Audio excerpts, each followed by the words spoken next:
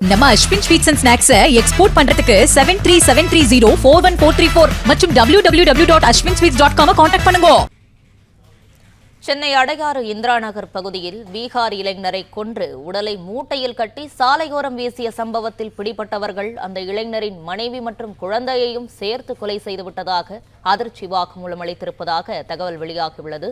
இதனையடுத்து கொலையான 2 பேரின் உடல்களை போலீசார் தேடி வருகின்றனர். இது குறித்தான முழு விவரங்களோடு இணைந்திருக்கிறார் செய்தியாளர் கதிரவன். கதிரவன், வணக்கம். விவரங்களை பகிரலாம்.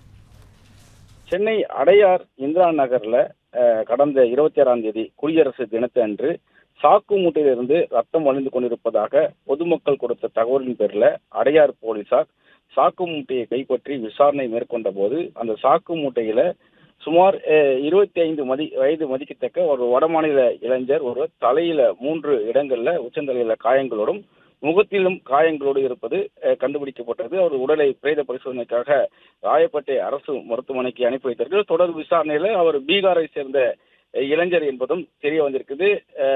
கௌரவ் என்ற 22 வயது இளைஞர் என்பதும் விசாரணையில் தெரிய வந்திருக்குது. அவர் வேலை தேடி பீகாரிலிருந்து சென்னைக்கு சில நாட்களுக்கு முன்பாக வந்ததும் அவர் மனைவி மற்றும் அவருடைய குழந்தையோடு அவர் இங்கு சென்னைக்கு வந்ததும் விசாரணையில் கண்டுபிடிக்கப்பட்டது.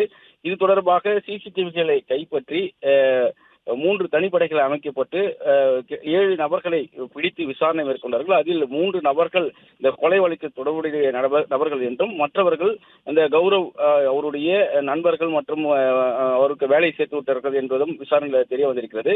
அவர்களிடம் அந்த கொலையாளியிடம் விசாரணை நடத்திய போது மனைவி மற்றும் 3 வயது குழந்தையையும் அவர்கள் கொலை செய்து இதே போல மற்ற இடங்களை வீசிவிட்டதாக தகவலை தெரிவித்திருக்கிறார்கள்.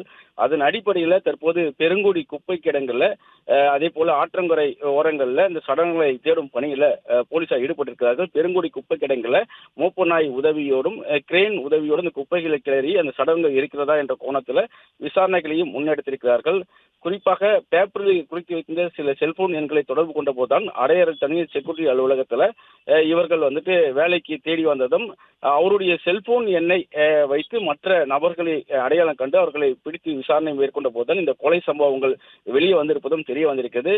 இந்த கௌரவ்குமாரின் மனைவி அவரை பாலியல் வன்கொடுமை செய்திருக்கலாம் என்ற ஒரு கோணத்திலும் விசாரணைகள் முன்னெடுக்கப்பட்டிருப்பதாக காவல்துறை தரப்புல தெரிவிக்கப்பட்டிருக்கிறது. கௌரவ்குமாரின் மனைவி குழந்தையின் காணவில்லை என்பதன் அடிப்படையில் இவர்கள் தேடுதல் வேட்டையை நடத்திய போது இந்த குற்றவாளிகள் அவர்களையும் கொலை செய்து வீசிவிட்டதாக தெரிவித்திருக்கிறார்கள். கௌரவ்குமாரின் மனைவி பாலியல் வன்கொடுமைக்கு ஆளாக்கப்பட்டு அதனை தடுக்க சென்ற போது கௌரவ் கொலை செய்யப்பட்டிருக்கலாம் என்றும் போலீசார் சந்தேகிப்பதாகவும் தொடர் விசாரணையில் உண்மைகள் வெளியே வர வேண்டும். தற்போது இந்த 7 நபர்களிடம் விசாரணைகள் நடைபெற்று வருவதாகவும் 3 கொலையாளிகளிடம் தொடர்ந்து விசாரணைகள் நடைபெற்று வருவதாகவும் தெரிவிக்கப்பட்டிருக்கிறது.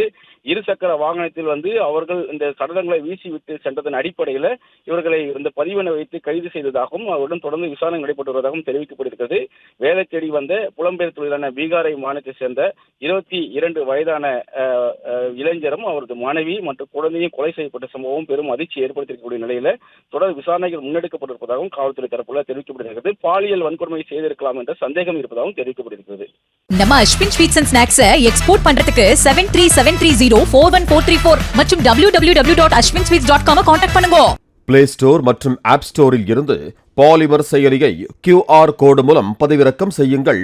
செய்திகளை உடனுக்குடன் பெறுங்கள்.